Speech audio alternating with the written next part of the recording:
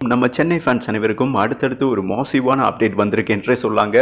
காயப்பட்ட சிங்கத்துக்கு தாண்டா வலி அதிகம் அப்படின்னு சொல்லுவாங்க இல்லையா? காயத்தையுமே துச்சமாக மதிச்சுட்டு ஒரு முக்கியமான முடிவு எடுத்திருக்காரு. அதாவது சிஎஸ்கேவோட ஒரு முதுகெலும்பு, ஒரு லைன்ஸ் என்றே சொல்லாங்க.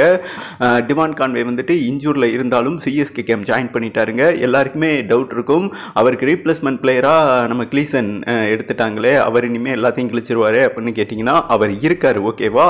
ஆனால் தோனி என்ன ஒரு மூவ் பண்ணியிருக்காருன்னா, ஒரு இன்வெஸ்ட்மெண்ட் தாங்க. இன்னைக்கு இன்வெஸ்ட்மெண்ட் பண்ணோம்னா ஒரு 4 வருஷம் கழிச்சு நல்ல விலையாக நமக்கு வந்து சேரும்னு வைங்களேன். எப்படி ரியான் பராக் பான் பராக்காக இருந்தது, இப்போ பேட்டை பராக் மாதிரி ப்ளே பண்ணிக்கிட்டு இருக்கலையா ஒரு 6 வருஷத்துக்கு அப்புறம், அந்த மாதிரி ஒரு பிளானை வந்துட்டு தோனி செட் பண்ணியிருக்காருங்க.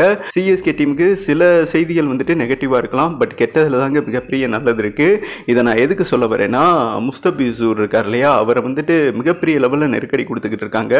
நீ மேக்குள்ளே வந்துடணும்னு. மே 26 தான் ஐபிஎல் முடியுது.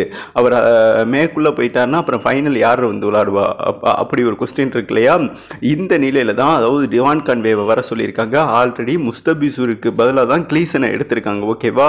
அவர் அங்கே போனோம்னா அவருக்கு பதிலாக கிளீசனை யூஸ் பண்ண போகிறாங்க. மேலும் என்ன சொல்கிறது, அதாவது இன்னைக்கு மேட்ச்லேயே எல்எஜிக்கு எதிராக டுடே இரவு 7 மணிக்கு போகிறாங்க இல்லையா, டிவான் கான்வே ப்ளே பண்ண அதிகபட்சம் வாய்ப்பு இருக்காமா. அதற்கு மிகப்பெரிய காரணம் லைட்டாக ஒரு ஸ்பிங்கர் இன்ஜூரியில் தாங்க ராச்சின் ரவீந்திரா வந்தார்.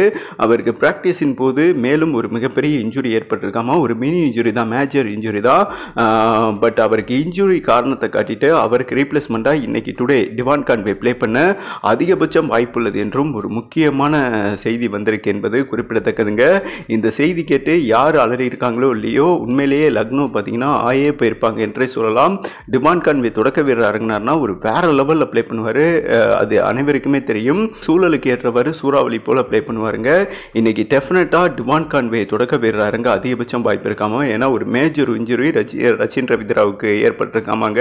அப்படியே ஏதாவது ஒரு பொய்யை சொல்லி காரணத்தை காட்டி அவரை உட்கார வச்சுட்டு இவருக்கு வாய்ப்பு கிடைக்கும் என்றும் ஒரு முக்கியமான செய்தி வந்திருக்கு. அதுதான் தலைமை இறங்கி செம்ம பிராக்டிஸ் வெறித்தனமாக ப்ளே பண்ணிக்கிட்டு இருக்காரு என்பது குறிப்பிடத்தக்கது. டிவான் கான்வே அதுதாங்க தோனி சும்மா வர வைக்கல, சூப்பராக ஸ்கெட்ச் போட்டு தான் டிவான் கான்வேவை உள்ளே இறக்கியிருக்காரு என்பது குறிப்பிடத்தக்கதுங்க. அதாவது நம்ம சென்னை வந்திருக்காரு, பிராக்டிஸ் கேமில் இணைந்து வேற லெவலில் இறங்கி செஞ்சுக்கிட்டு இருக்காருங்க. டெஃபினட்டாக இன்னைக்கு மேட்ச் வந்துட்டு ஒரு மிகப்பெரிய சர்ப்ரைஸ் பிளேயிங் லெவலில் இருக்க போகிறது என்றே சொல்லலாம். டிவான் கான்வே வந்தால் நம்மளை ஆட்டவும் முடியாது, அசைக்கவும் முடியாது. பட் என்ன ஒரு தலைவலினா, பிளே ஆஃப் வந்துட்டு முடிவுக்கு வந்துருச்சுங்க. 3 டீம் வந்துட்டு குவாலிஃபைட் ஆகிட்டாங்க, ஓகேவா? KKR, RR and SRH. அந்த கடைசி பிளேஸ், அந்த 4வது பிளேஸை வந்துட்டு யார் அதில் உட்கார போகிறாங்க 4வது பிளேஸில்? ஏன்னா பிளே ஆஃபில் 4 டீம் தான் தகுதியாகும், ஓகேவா? இந்த நிலையில் இன்றைக்குமே சிஎஸ்கேவுக்கு வால்வாசாவா என்றே சொல்லலாம். அது குறித்து நான் ப்ரெடிக்ஷன் போட்டிருக்கேன், நீங்கள் பார்க்கலனா பாருங்கள். கேட்குறீங்க ப்ரெடிக்ஷன், ஆனால் சப்போர்ட் பண்ண மாட்டீங்க. இந்த மேட்ச் ப்ரெடிக்ஷனை ஜோதிட சிறுவன் அபைக்கானந்த் கணிச்சிருக்காருங்க. 2 ட்விஸ்ட் கொடுத்துருக்காரு. இந்த வீடியோ கம்ப்ளீட் ஆன பிறகு நீங்கள் அந்த வீடியோ பாருங்கள், ஓகேவா? டிவான் கான்வே உள்ளே வந்திருக்காரு. சிஎஸ்கே மனசு உள்ளமெல்லாம் உள்ளம் உருகுதையா அந்த மாதிரி உருகிருச்சு என்றே சொல்லலாங்க.